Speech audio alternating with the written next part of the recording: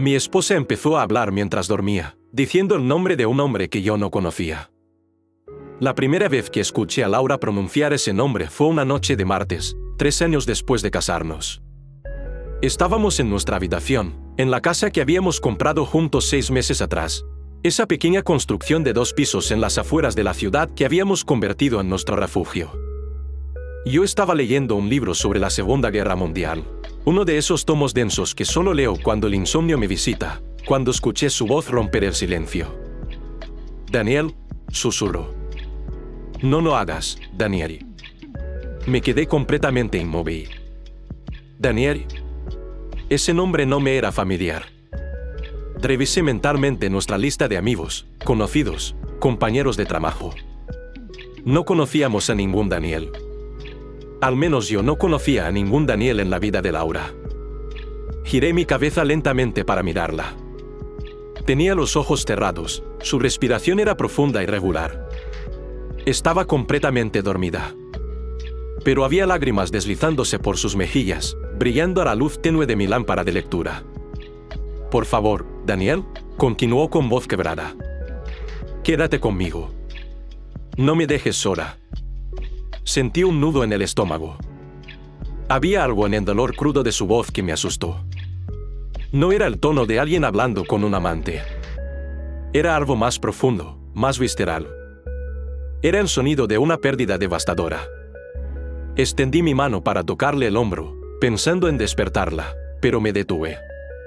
Algo me decía que no debía interrumpir lo que fuera que estuviera experimentando en ese momento. Así que simplemente me quedé allí, observándola llorar en sueños mientras pronunciaba ese nombre una y otra vez. Después de unos minutos, se quedó en silencio nuevamente. Su respiración se regularizó, las lágrimas dejaron de fluir, y parecía haber vuelto a un sueño más profundo. Yo, por otro lado, no pude dormir el resto de la noche. A la mañana siguiente, mientras desayunábamos, observé a Laura cuidadosamente, buscando señales de lo que había experimentado durante la noche. Pero ella parecía completamente normal. Bebía su café, revisaba su teléfono, hacía comentarios sobre la reunión que tenía en el trabajo ese día. No había rastro del dolor que había escuchado en su voz nocturna. «¿Dormiste bien?», le pregunté casualmente. «Como un tronco», respondió con una sonrisa. «¿Por qué lo preguntas?» «Por nada», mentí. «Solo curiosidad». Debería haberle preguntado directamente sobre Daniel. Debería haberle contado lo que había escuchado. Pero algo me detuvo. Tal vez era inseguridad. Tal vez era miedo. O tal vez, en algún nivel inconsciente, sabía que lo que fuera que estuviera detrás de ese nombre era algo demasiado doloroso para abordarlo durante el desayuno un miércoles cualquiera. La segunda vez que sucedió fue 2 semanas después. Esta vez Laura estaba más agitada. Se movía inquieta en la cama, sus manos agarraban las sábanas con fuerza. «No es tu culpa, Daniel», murmuraba. «Tienes que creerme. No fue tu culpa». Su voz estaba llena de desesperación, de urgencia. Como si estuviera tratando de convencer a alguien de una verdad vital que esa persona se negaba a aceptar. «Escucha», continuó. «Mamá no te culpa. Papá no te culpa. Yo no te culpo. Por favor, tienes que perdonarte». Esta vez sí la desperté. La sacudí suavemente del hombro y ella se despertó con un sobresalto, sus ojos abiertos de par en par, desorientados y llenos de lágrimas. «¿Qué pasa?», preguntó con voz ronca. «¿Qué sucedió?». «Estabas teniendo una pesadilla», dije suavemente. «Estabas hablando en sueños». La vi tensarse inmediatamente. «¿Qué estaba diciendo?». Vacilé por un momento. «Estabas hablando con alguien llamado Daniel. Le decías que no era su culpa, que nadie lo culpaba». El cambio en su expresión fue inmediato y dramático. Su rostro se puso pálido, sus ojos se abrieron aún más, y por un momento pensé que iba a desmayarse. Luego, sin decir una palabra, se levantó de la cama y salió de la habitación. La escuché bajar las escaleras, escuché la puerta del baño abrirse y cerrarse. Me quedé sentado en la cama, completamente confundido y cada vez más preocupado. Después de 20 minutos, bajé a buscarla. Estaba sentada en el sofá de la sala, con las rodillas contra el pecho, mirando fijamente hacia la nada. «Laura», dije suavemente, sentándome a su lado. «¿Quién es Daniel?» Ella no respondió inmediatamente. Las lágrimas corrían silenciosamente por su rostro. Finalmente, con voz apenas audible, dijo: «No puedo hablar de esto». «¿Por qué no?», pregunté. «Somos esposos. Podemos hablar de cualquier cosa». Ella sacudió la cabeza violentamente. «No de esto. No puedo. Por favor, no me lo pidas». Y ahí terminó la conversación. Laura se fue a dormir a la habitación de invitados esa noche, y yo me quedé en nuestra cama, más confundido y preocupado que nunca. Durante las siguientes semanas, el nombre de Daniel se convirtió en un fantasma entre nosotros. Yo trataba de actuar con normalidad, pero Laura sabía que yo sabía algo. Y eso creaba una tensión constante, un muro invisible que se había levantado entre nosotros. Empecé a notar cosas que nunca antes había notado. La forma en que Laura evitaba ciertos temas. Como nunca hablaba de su infancia en detalle. Cómo se ponía tensa cuando veía películas o series que involucraban pérdida o muerte. Como había ciertos días del año, particularmente en octubre, en que se ponía melancólica sin explicación aparente. Hablé con su mejor amiga, Carla, buscando respuestas. Nos encontramos para tomar café un sábado por la tarde, cuando Laura estaba en una sesión de yoga. ¿Conoces a alguien llamado Daniel en la vida de Laura?, le pregunté directamente. Carla se quedó callada por un largo momento, su rostro mostrando una lucha interna. Finalmente suspiró. «Ella necesita ser quien te lo cuente», dijo. «No es mi historia para compartir». «Pero es algo serio», insistí. «Algo que claramente la está afectando profundamente». «Sí», admitió Carla. «Es muy serio. Y muy doloroso. Pero tienes que darle tiempo. Tiene sus razones para no haber hablado de esto». «¿Cuánto tiempo?», pregunté con frustración. «Llevamos 3 años casados. ¿Cuánto tiempo más necesita antes de confiar en mí con lo que sea que esto sea?». Carla me miró con compasión. «No es sobre confianza. Es sobre supervivencia. Algunas heridas son tan profundas que hablar de ellas se siente como volver a abrirlas. Sé paciente con ella». Pero mi paciencia estaba empezando a agotarse. No porque estuviera celoso o sospechara de infidelidad. El tono con el que Laura pronunciaba el nombre de Daniel en sus sueños dejaba claro que no era un amante. Era algo diferente. Algo que involucraba culpa, pérdida y un dolor que claramente no había sanado. La tercera vez que Laura habló en sueños fue la más perturbadora. Era pasada la medianoche y yo estaba medio dormido cuando su voz me despertó. «No subas ahí, Daniel. Por favor, no subas». Había pánico puro en su voz. Un terror absoluto. «Daniel», gritó. «Daniel, no». Y luego soltó un grito que me heló la sangre. Un grito de angustia absoluta que parecía arrancado desde lo más profundo de su alma. Se sentó en la cama de golpe, con los ojos abiertos pero sin ver, temblando violentamente. «Laura», dije, tomándola de los hombros. «Laura, estoy aquí. Estás a salvo». Tardó varios segundos en enfocar su mirada en mí.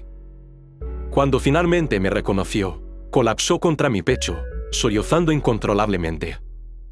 La abracé con fuerza, sin saber qué más hacer, sintiendo mi camisa empapándose con sus lágrimas. «Lo siento», repetía una y otra vez. «Lo siento mucho».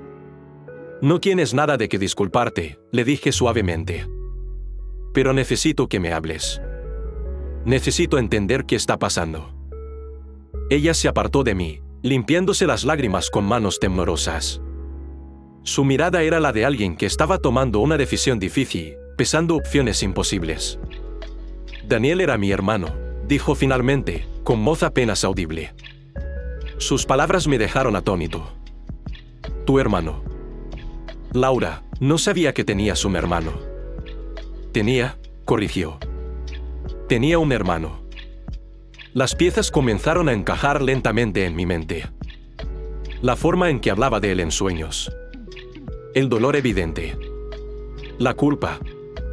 ¿Qué pasó?, pregunté suavemente. Laura respiró profundamente, como si estuviera reuniendo fuerzas para contar una historia que había mantenido enterrada durante años. Daniel era 2 años menor que yo, comenzó. Era mi mejor amigo. Cuando éramos niños, éramos inseparables. Él era brillante, divertido, lleno de vida. Quería ser arquitecto, diseñar edificios que tocaran el cielo. Hizo una pausa, sus manos temblando visiblemente. Cuando yo tenía 17 y él 15, atravesó una depresión severa. Nadie lo vio venir. O tal vez todos lo vieron, pero nadie quiso reconocerlo. Era bueno ocultándolo, sonriendo cuando necesitaba sonreír, diciendo que estaba bien cuando claramente no lo estaba. Sentí mi estómago contraerse, presintiendo hacia dónde se dirigía esta historia. Una tarde de octubre, continuó Laura, con lágrimas renovadas deslizándose por su rostro. Llegué a casa de la escuela y encontré la casa vacía. Mis padres estaban en el trabajo. Se suponía que Daniel también estaba en la escuela, pero había salido temprano sin que nadie lo notara. Lo busqué por toda la casa y finalmente lo encontré en el ático. Su voz se quebró completamente. Estaba de pie sobre una silla, con una cuerda alrededor del cuello. Cerré los ojos, el horror de la imagen golpeándome con fuerza. Corrí hacia él, gritando su nombre. Laura continuó. Le rogué que bajara. Le dije que lo amaba, que todos lo amábamos, que podíamos resolver cualquier cosa que estuviera pasando. Y por un momento, pensé que lo había convencido. Bajó la mirada hacia mí y vi algo en sus ojos. Arrepentimiento, tal vez. O miedo. Hizo una pausa larga, y pude ver que estaba reuniendo el valor para terminar la historia. Pero luego dijo algo que nunca olvidaré. Dijo, no es tu culpa, Laura. Por favor, recuerda que no es tu culpa. Y antes de que pudiera hacer nada, antes de que pudiera alcanzarlo, pateó la silla. El silencio que siguió fue absoluto. Laura estaba temblando tan violentamente que tuve que abrazarla de nuevo para evitar que se cayera de la cama. Llegué hasta él, continuó con voz entrecortada. Traté de levantarlo, de quitarle la cuerda del cuello. Llamé al 911. Los paramédicos llegaron en minutos. Lo bajaron, trataron de reanimarlo. Pero era demasiado tarde. No sabía qué decir. ¿Qué palabras podrían posiblemente consolar a alguien que había experimentado algo así? Durante años, continuó Laura, me culpé a mí misma. Si hubiera llegado a casa 5 minutos antes. Si hubiera notado las señales. Si hubiera insistido en que buscara ayuda. Había 1000 cosas que sentía que debería haber hecho diferente. Por eso nunca hablaste de él, dije suavemente. Ella asintió. Mis padres también se culpaban a sí mismos. Toda la familia se desintegró bajo el peso de la culpa y el dolor. Mis padres se divorciaron 2 años después. Yo me fui de casa tan pronto como pude, tratando de escapar de los recuerdos. Pero no puedes escapar de algo así. Lo llevas contigo a donde quiera que vayas. Laura, susurré. Lo siento tanto. Desearía haberlo sabido antes. Ella me miró con ojos enrojecidos. ¿Por qué crees que no te lo conté? ¿Cómo le dices a alguien que amas que tu hermano se suicidó frente a ti?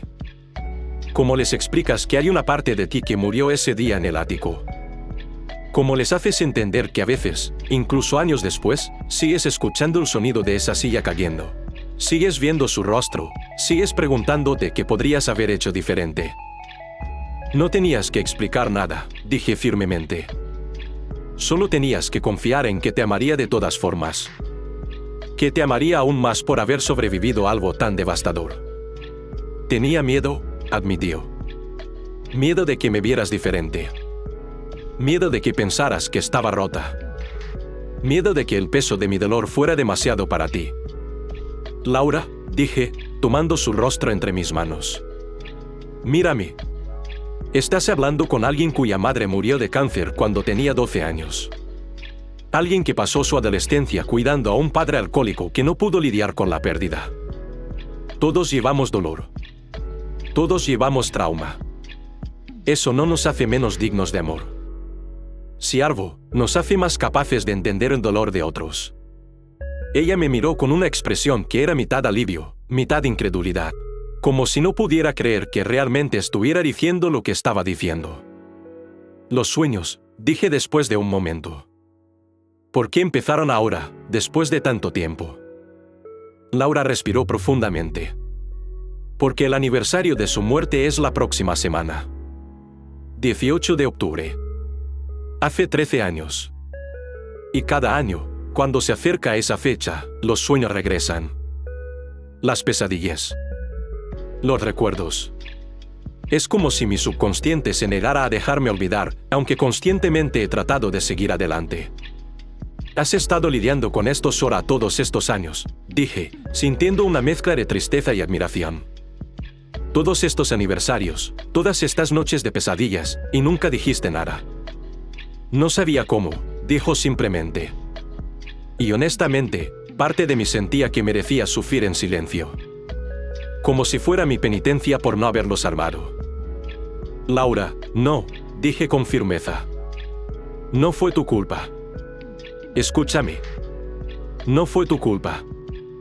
Daniel estaba luchando con demonios que nadie podía ver completamente. Hiciste todo lo que pudiste. Estuviste ahí. Trataste de salvarlo. El hecho de que no pudieras no te hace responsable de su decisión. Eso es lo que todos decían, susurró. Los terapeutas, mis padres, mis amigos. Todos decían lo mismo. Pero nunca pude creerlo realmente. Hasta ahora. Escuchándotelo decir a ti. Por alguna razón, viniendo de ti, finalmente suena verdadero. Nos quedamos abrazados durante largo rato, en silencio, mientras el peso de su confesión se asentaba entre nosotros. No era un peso que nos separaba. Al contrario, era un peso compartido ahora, y por lo tanto, un poco más ligero. Quiero saber más sobre él, dije finalmente. Quiero saber cómo era. ¿Qué le gustaba? ¿Cuáles eran sus sueños? Quiero conocer a tu hermano, aunque sea solo a través de tus recuerdos. Laura me miró con sorpresa. De verdad, confirmé. Era parte importante de tu vida. Es parte de quién eres. Quiero conocer esa parte. Durante las siguientes horas, mientras la noche daba paso al amanecer, Laura me habló de Daniel. Me contó sobre su obsesión con los Lego cuando era niño, construyendo estructuras cada vez más elaboradas. Me habló de su terrible sentido del humor, de cómo siempre lograba hacerla reír incluso cuando estaba de mal humor. Me mostró fotos que había guardado en una caja en el fondo de su closet, fotos que no había mirado en años. Era hermoso, dije, mirando una foto de un adolescente sonriente con ojos que eran idénticos a los de Laura. Lo era, dijo ella con una sonrisa triste. Y era bueno. Tan increíblemente bueno. Por eso nunca entendí completamente por qué hizo lo que hizo. Pero he aprendido que la depresión no tiene lógica. No respeta lo bueno o lo malo. Simplemente consume. Durante los días siguientes, algo cambió fundamentalmente en nuestra relación. Era como si una barrera invisible que había estado entre nosotros, una barrera que yo ni siquiera sabía que existía, hubiera sido derribada. Laura empezó a hablar más libremente sobre su pasado, sobre sus miedos, sobre las cosas que la mantenían despierta por la noche. Cuando llegó el 18 de octubre, el aniversario de la muerte de Daniel, le pregunté a Laura qué quería hacer. Usualmente paso el día sola, dijo. Me tomo el día libre del trabajo y simplemente existo. Trato de sobrevivir el día. ¿Qué te parece si este año no hacemos diferente?, sugerí. ¿Qué te parece si vamos a algún lugar que a Daniel le hubiera gustado? Hacemos algo en su memoria. No para sufrir, sino para celebrar quién era. Laura consideró mi propuesta por un momento. Siempre quiso ver el Museo de Arquitectura Moderna en la ciudad, dijo lentamente. Pero nunca tuvo la oportunidad. Entonces vamos, dije. Vamos por él. Y eso fue lo que hicimos. Pasamos el día en el museo, admirando diseños de edificios extraordinarios, imaginando cuáles habrían sido los favoritos de Daniel. Laura me contaba historias de él en cada exhibición, riéndose de recuerdos que había mantenido enterrados durante demasiado tiempo. Al final del día, nos sentamos en el parque cerca del museo. Laura tenía una expresión en su rostro que no había visto antes. Era paz. No felicidad completa, la herida de perder a Daniel nunca sanaría completamente. Pero era algo parecido a la aceptación. Gracias, dijo suavemente. Por no huir cuando te conté la verdad. Por no verme como alguien rota. Por ayudarme a recordar a Daniel con amor en lugar de solo con dolor. Gracias a ti, respondí. Por confiar en mí finalmente. Por dejarme entrar en esta parte de tu vida. Por dejarme conocer a tu hermano, aunque sea solo a través de tus recuerdos. Esa noche, cuando nos fuimos a dormir, Laura se acurrucó contra mí de una manera diferente. Más cercana. Más confiada. Y cuando, en medio de la noche, escuché su voz susurrando el nombre de Daniel nuevamente, su tono era diferente. Ya no era pánico o desesperación. Era algo más suave. Casi como si estuviera teniendo una conversación pacífica con él. Te extraño, Daniel, susurró. Pero estoy bien. Finalmente estoy bien. Encontré a alguien que entiende. Alguien que me ayuda a cargar esto. Espero que estés en paz, donde quiera que estés. No la desperté esta vez. Simplemente me acerqué más a ella, ofreciendo mi presencia como ancla mientras navegaba sus sueños. Y me di cuenta de algo fundamental. Los secretos que guardamos, especialmente los dolorosos, no nos protegen. Nos aíslan. Nos aprisionan. Pero cuando finalmente encontramos el valor para compartirlos con alguien que los recibe con amor y sin juicio, esos secretos pierden su poder sobre nosotros. Mi esposa había empezado a hablar mientras dormía, diciendo el nombre de un hombre que yo no conocía. Resultó ser el nombre de su hermano fallecido, del que nunca pudo hablarme. Pero ahora, finalmente, después de años de silencio, Daniel ya no era un secreto entre nosotros. Era una memoria compartida. Una pérdida reconocida. Y en ese reconocimiento, Laura encontró algo que había estado buscando durante 13 años. No era olvido, porque nunca querría olvidar a su hermano. Era permiso. Permiso para recordar sin destruirse. Permiso para amar su memoria sin ahogarse en la culpa. Permiso para vivir plenamente incluso mientras llevaba su pérdida.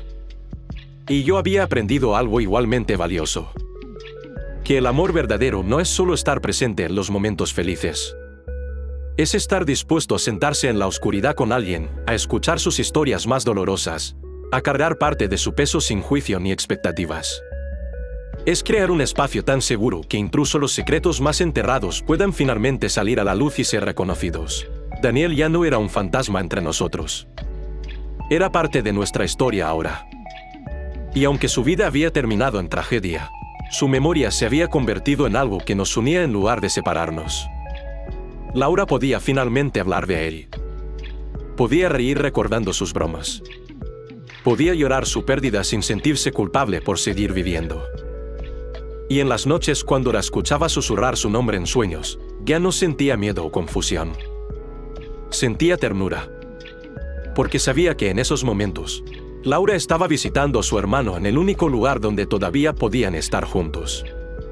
Y yo estaría ahí cuando despertara, listo para recordarle que no estaba sola en su dolor. Y que el amor de Daniel, aunque ya no estuviera físicamente presente, vivía en ella y ahora también en la forma en que yo la amaba.